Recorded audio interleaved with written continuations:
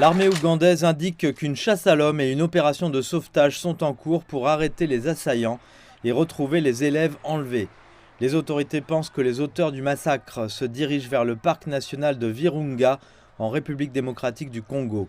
Les assaillants ont incendié les dortoirs de l'école secondaire mixte de Lubiria et pillé la nourriture. Plus de 40 corps ont été découverts dans l'école. 8 élèves ont été transportés à l'hôpital dans un état critique. Les gardes survivants sont ici. Sur le nombre total qui se trouvait dans les dortoirs de l'école, les autres n'ont pas encore été vus et nous devons encore les retrouver et déterminer où ils se trouvent. Selon les autorités, la plupart des morts sont des garçons tués à la machette ou brûlés. On ne sait toujours pas combien d'élèves se trouvaient dans l'école lors de l'attaque. Ce n'est pas la première fois que les forces démocratiques alliées attaquent des écoles dans l'ouest de l'Ouganda.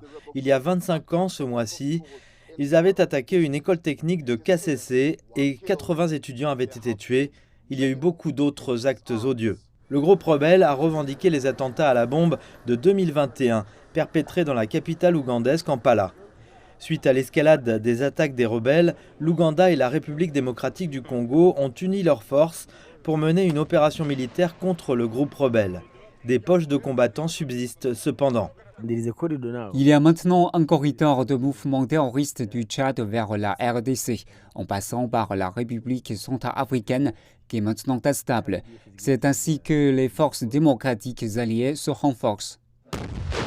Les experts estiment qu'il sera très difficile d'éliminer complètement le groupe terroriste. Ce n'est que lorsque nous aurons pris la peine de comprendre ce qu'est le terrorisme et comment les terroristes travaillent que nous pourrons en finir. Sinon, nous risquons de nous retrouver dans la même situation que la région du Sahel, où les terroristes sont plus puissants que les systèmes gouvernementaux.